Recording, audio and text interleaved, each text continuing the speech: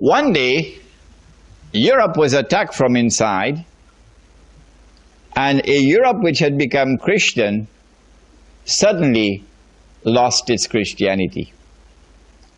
While Europe was Christian for those centuries, Christian Europe fought a ferocious battle against riba.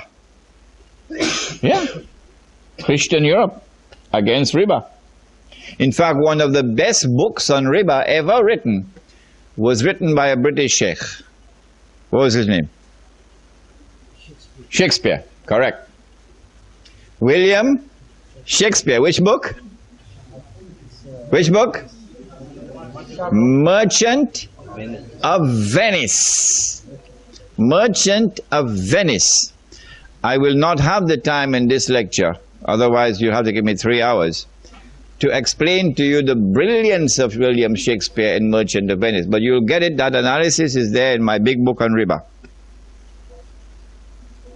In Merchant of Venice, you'll see Christian Europe in its attempt to ensure the prohibition of riba.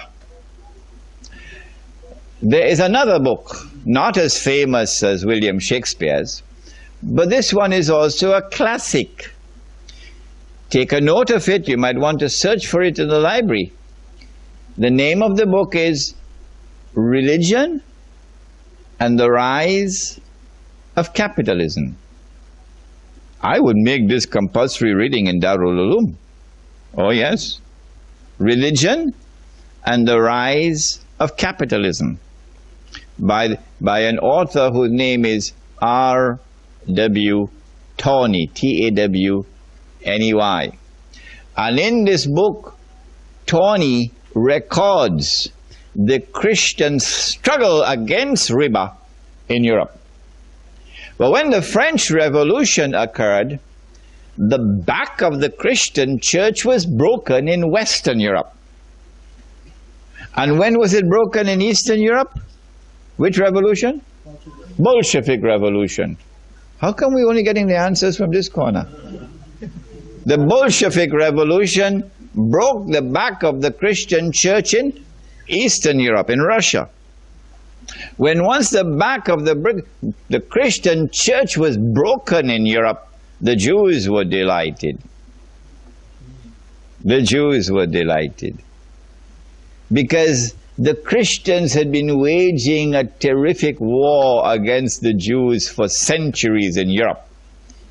We will not allow you to lend money on interest. Change the Torah.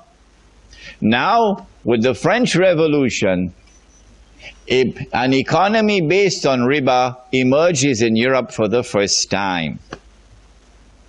And then with the Bolshevik Revolution in Eastern Europe, the possibility for Eastern Europe to be embraced by riba is also now open. But the banks in Europe, they don't just lend money on interest. The European economy not only produces this curious creature called a bank, the bank does something more than lending money on interest. What the bank does, and this began in France with an Englishman, what the bank does is to start issuing paper as money. Paper as money. And then when government saw that the banks were getting rich issuing paper as money, then the governments took over the paper. Then Europe sent her armies, and European armies shamelessly, at the point of a sword, those who say Islam was spread at the point of the sword, they're the ones who went with the point of the sword, and conquered the rest of the non-European world.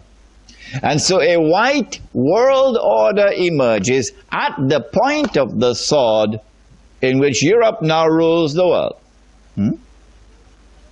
When Europe took over the rest of the world, one of the most important things that Europe wanted to do was to dismantle the system of real money and replace it with paper money. And they achieved it because the scholars of Islam were eating halwa. Europe would not decolonize and hand over Egypt to Muhammad Naguib and Jamal Abdel Nasser for the drums to be beaten, we are independent, and would not hand over Indonesia to a fellow named Ahmad Sukarno so the Indonesians can jump for joy, we are independent now. And they would not hand over Malaysia to a fellow named Tunku Abdul Rahman, and they would not hand over Pakistan to another fellow named Muhammad Ali Jinnah, etc., etc., etc., etc. And all the natives start dancing, drum beating.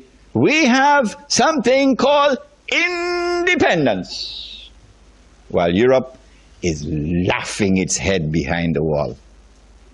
Look at them, blind like bats.